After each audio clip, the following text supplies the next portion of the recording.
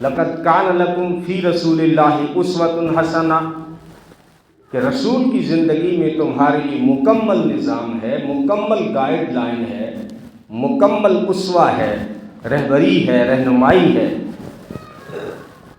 تو موقع دیکھ لیں تو غزوہ احزاب کی آیت ہے، اور غزوہ احزاب میں کیا ہوا تھا؟ مسلمانوں کو 3 بڑی قوموں نے گھیرا تھا، یہود، عیسائی اور مشرکین۔ یہود، عیسائی اور مشرکین۔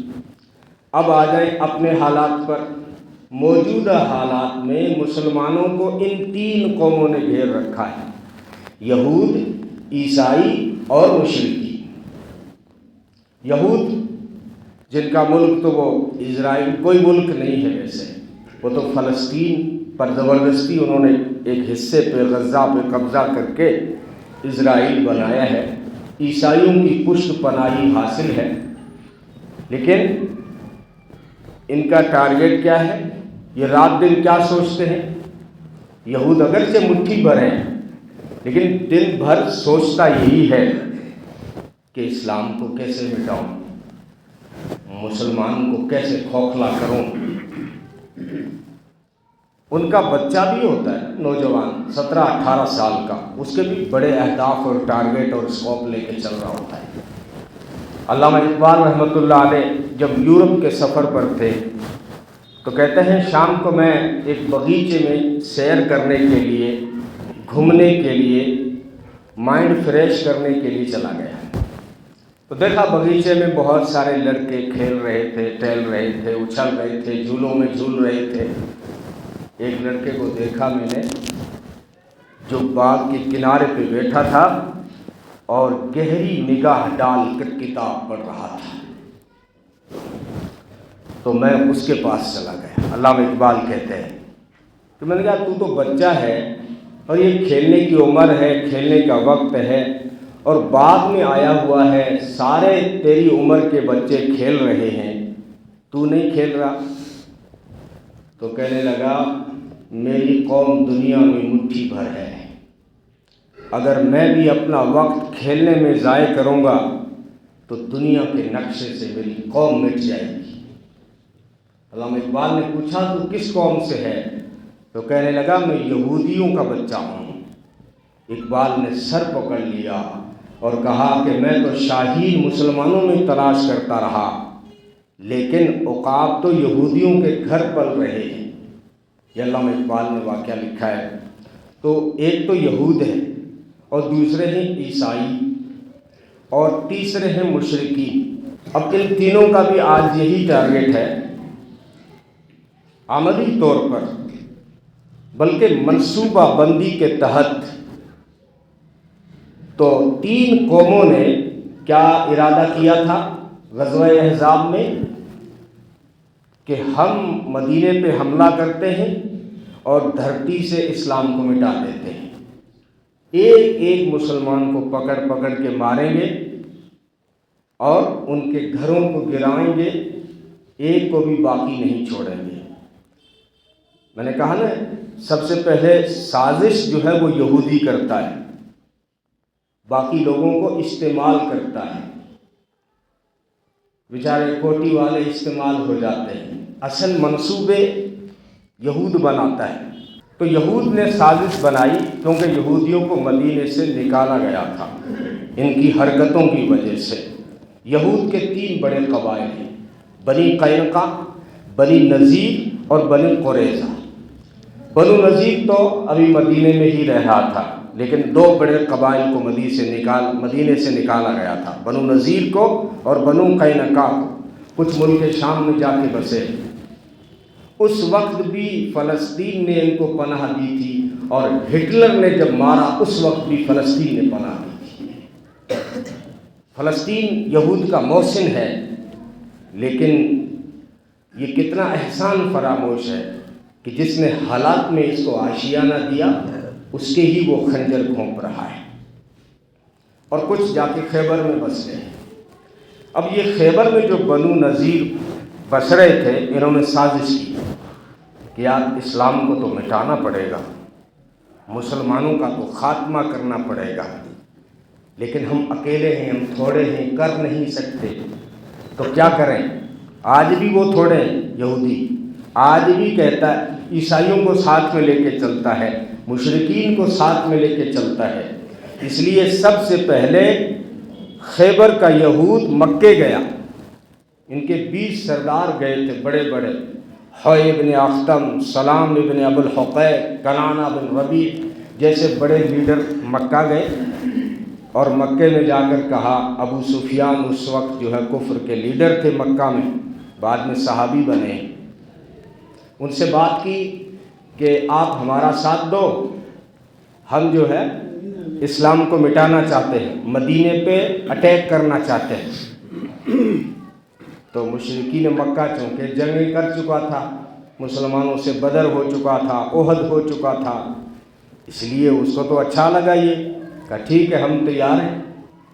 اب ابو سفیان نے 10,000 کا لشکر تیار کیا مکہ سے، اور یہ خیبر کے یہود بھی آ گئے، اور بنو قریظہ جو مدینے کے اندر ہی رہ رہے تھے، مدینے کے پڑوس میں، ان کو بھی انہوں نے تیار کر لیا، 2 قومیں ہو گئی۔ پھر چلے گئے نجد کے علاقے میں، بنو غطفان عیسائیوں کا شہر تھا، ان کے یہاں چلے گئے کہ ہم مسلمانوں پہ حملہ کرنا چاہتے ہیں، مدینے پہ اٹیک کرنا چاہتے ہیں، آپ ہمارا ساتھ دو۔ اب یہ 3 بڑی قومیں ایک ساتھ مدینے پہ آ چلی ہے، لیکن آپ صلی اللہ علیہ وسلم ایسا نہیں ہے کہ وہ دنیا کی خبروں سے جو ہے بے خبر تھے، دشمن پہ نگاہ رکھتے تھے کہ کیا کر رہا ہے اس وقت۔ اور ہم مسلمانوں کی بھول اسی وقت یہی ہے کہ ہمیں کوئی لینا دینا نہیں، کسی کو کوئی پرواہ نہیں کہ اس وقت دشمن کیا کر رہا ہے، کوئی مطلب نہیں ہے، میں اپنا بزنس سنبھال رہا ہوں، تو تیری امامت سنبھال رہا ہے، وہ کوئی مدرسے میں پڑھا رہا ہے، ٹھیک ہے میں ٹیچر ہوں، اسکول میں پڑھا رہا ہوں، ٹھیک ہے میں ڈاکٹر ہوں، مریضوں کا علاج کر رہا ہوں، اس کے علاوہ ہماری کوئی سوچ نہیں ہے کہ اس وقت دشمن کیا منصوبے بنا رہا ہے۔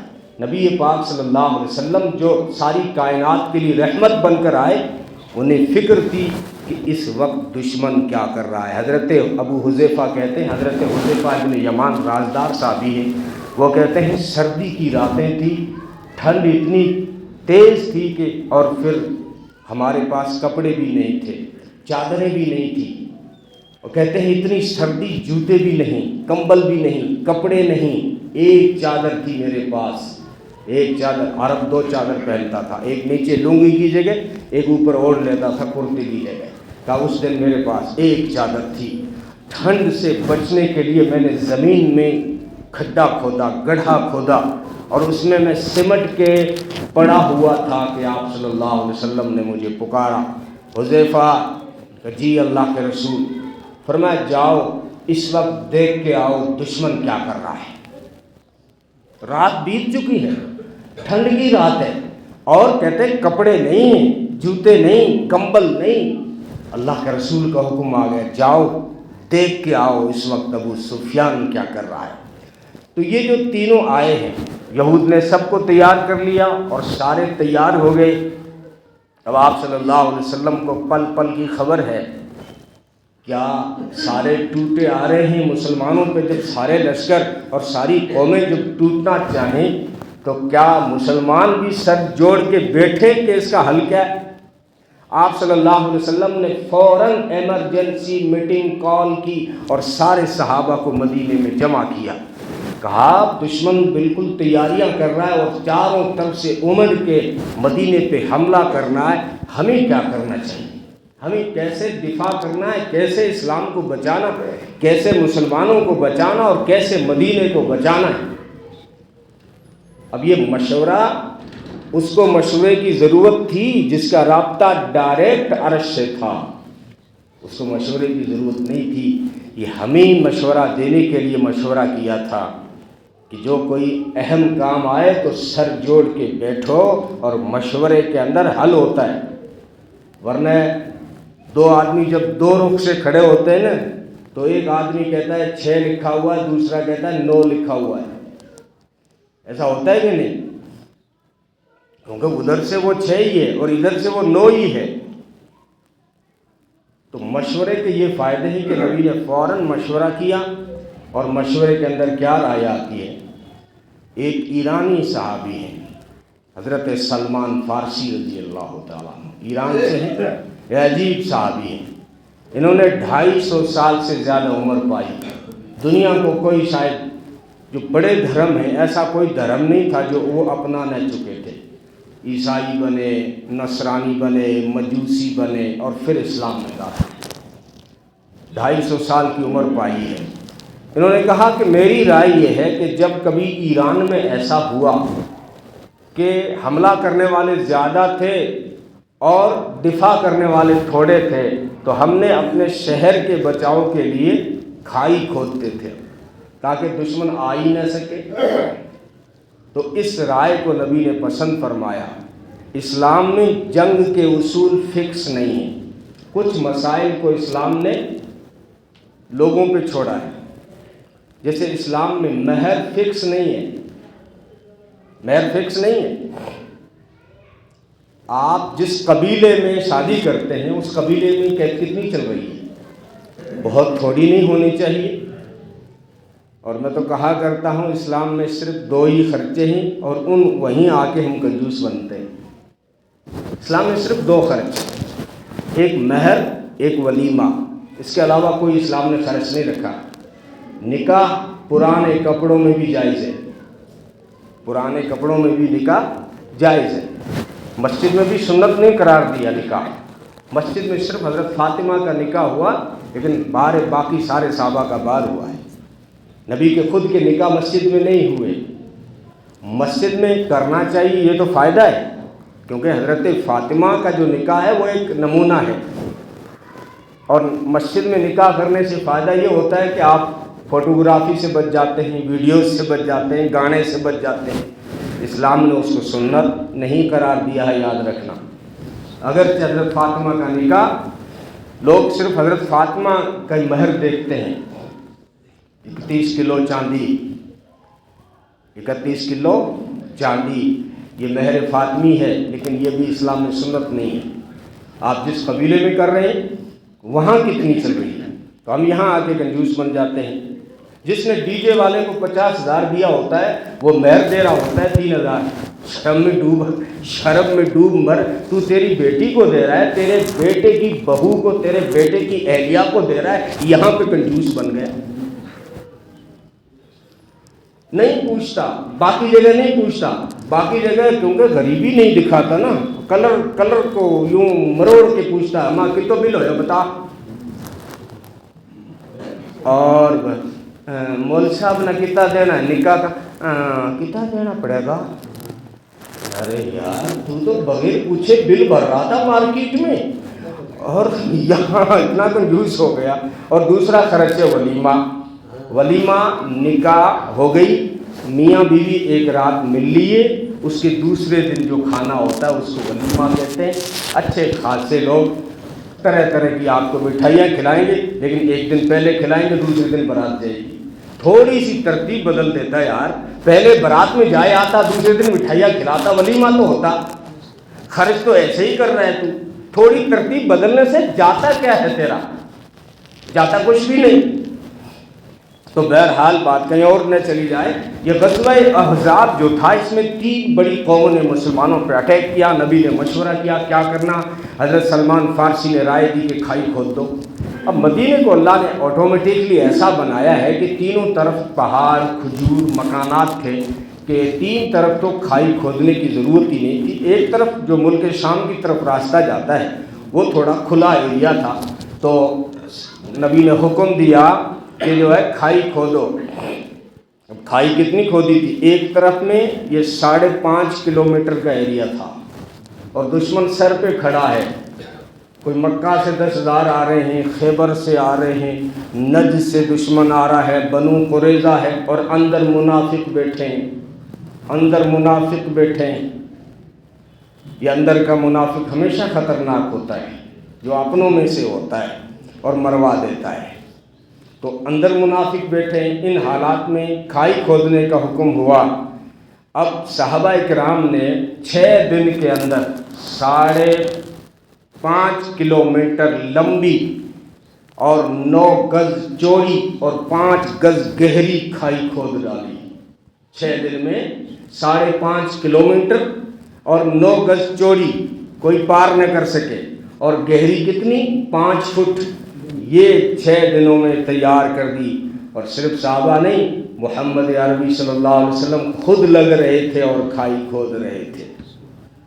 اور کسی نے حالات یہ تھے کہ صحابہ، ٹھنڈ کا موسم ہے اور چپل نہیں ہے پاؤں میں، کپڑے نہیں، ایک چادر ہے۔ کسی نے آ کے شکایت کی، اپنا کرتا اٹھایا اور پیٹ دکھایا، کہا اللہ کے رسول کئی دنوں کے بھوکے ہیں، ہم نے اپنی کمر سیدھی کرنے کے لیے پیٹ پہ پتھر باندھ رکھا ہے۔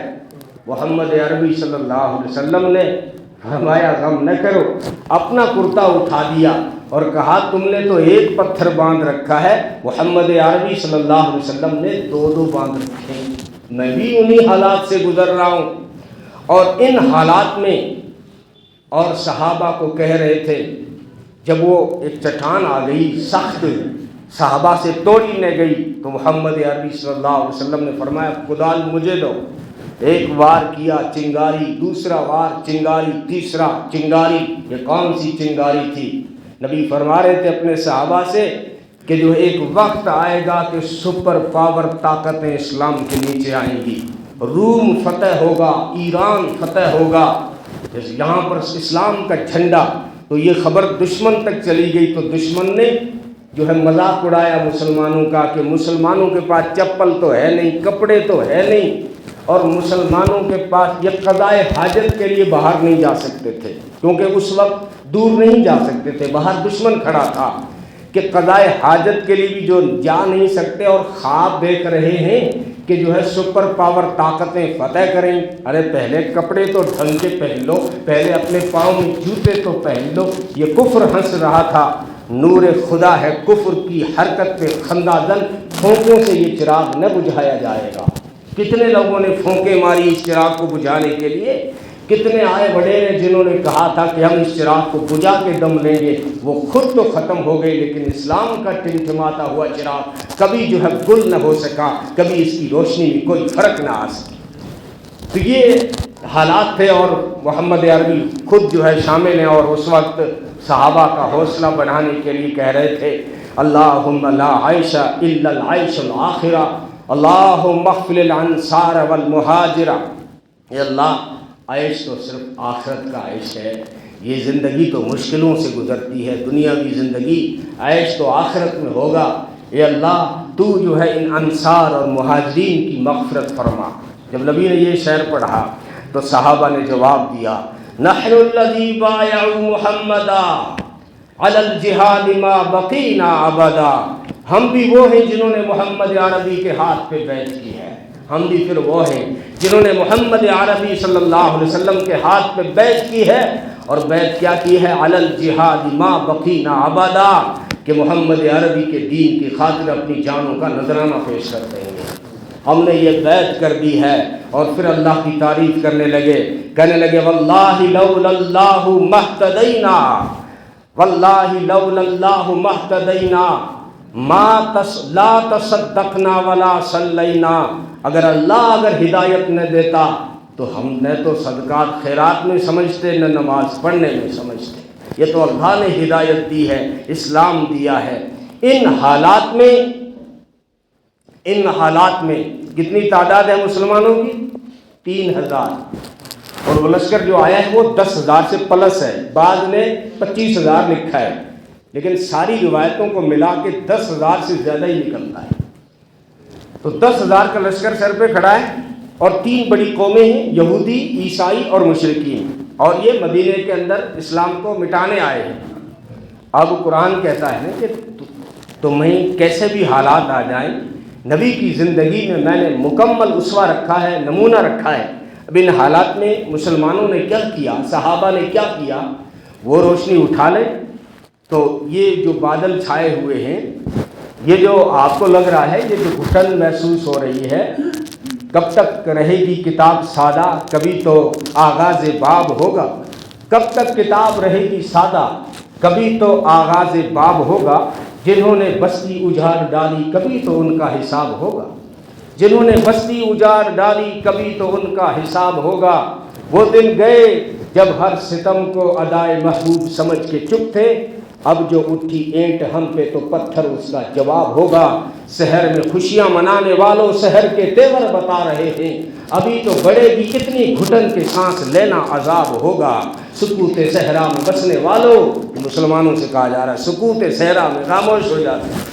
آج اگر آپ نے منصوبہ نہیں بنایا، سوچا نہیں، تیاریاں نہیں کی تو کل کا موسم خراب ہوگا، یہ شاعر کہتا ہے۔ تو ان حالات میں مسلمانوں نے کیا کیا؟ یہی حالات ہمارے ہیں۔ عیسائی، یہودی، مشرکی تینوں مل کے دبوچنا چاہتے ہیں اس میں، اور دبوچنا چاہتے ہیں، بلکہ اس حد تک پہنچ گئے ہیں کہ اب تو ہر مسجد میں انہیں بت نظر آنے لگا ہے۔ وہ مطلب نشانیاں آپ کی مٹانا چاہتے ہیں کہ نشانی باقی کیوں رہے۔ جب وہ کہیں سفر پہ نکلتے ہیں اور تاج محل نظر آتا ہے تو دل جلتا ہے کہ ان کی نشانی کیوں باقی ہے۔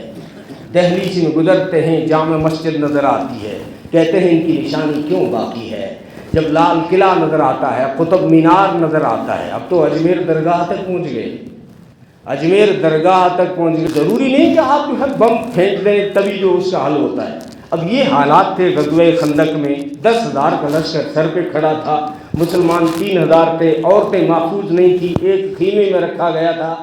اور وہاں تو اچھا ہوا کہ نبی کی پھوپھی کھڑی تھی، یہودی وہاں بھی پہنچ گئے تھے، یہودی وہاں بھی پہنچ گئے تھے۔ اور جب پتہ چلا حضرت صفیہ کو کہ یہ تو جاسوس ہے، تو کھونٹا اکھیڑا اور سر پہ مارا اور اس کی لاش کو پھینک دیا۔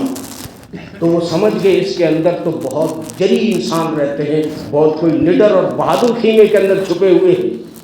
عورت ذات نے یہ کر دکھایا، اور ہم تو ماشاءاللہ اتنے بہادر ہیں، اتنے بہادر ہیں کہ گاڑی چلاتے ہوئے آگے سے اگر نوڑیا بھی نکل جائے نا، چھوڑا پاچی موڑ گاڑی نے نوڑیو نکل گیا۔ اب یہ ماشاءاللہ بہادر ہیں، بلی کرے میاؤں کہ اب میں کنے جاؤں، بلی میاؤں کر دیو، میرے راستوں کاٹ دیو۔ یہ بہادر ہے۔ وہ عورت تھی حضرت صفیہ جنہوں نے کھوٹا اکھیڑا اور دشمن کے سر پہ دیا اور لاش کو پھینکا، اس کے خیمے میں ڈال دیا۔ تو یہ حالات تھے۔ اب مسلمانوں نے حل کیا نکالا؟ کیا حل نکالا؟ ہتھیار ان کے پاس زیادہ، سواریاں ان کے پاس زیادہ، لشکر ان کے پاس زیادہ۔ ایک نیا مسلمان، پرانا مسلمان بھی نہیں، اور مسلمان باوڑے کا نام نہیں ہوتا، مسلمان شانے کا نام ہوتا ہے۔ ایک نیا مسلمان آیا اللہ کے رسول صلی اللہ علیہ وسلم کے پاس میں، نعیم ابن مسعود، آخری بات ہے انشاءاللہ 55 پہ ختم کر دوں گا۔ نعیم ابن مسعود جو ہے یہ آیا اور اس نے کہا اللہ کے رسول یہ تو لشکر کھڑا ہے، ایسے تو جانے کا نام نہیں لے رہا، 1 مہینہ ہو گیا، کب تک ایسے جیتے رہیں گے؟ اگر آپ اجازت دیں میں تھوڑی سی چالاکی تو کھیلوں گا، لیکن سب کی ہوا نکل جائے گی، سب خیمے سب کے اکھڑ جائیں گے، سب بھاگنے پہ مجبور ہوں گے۔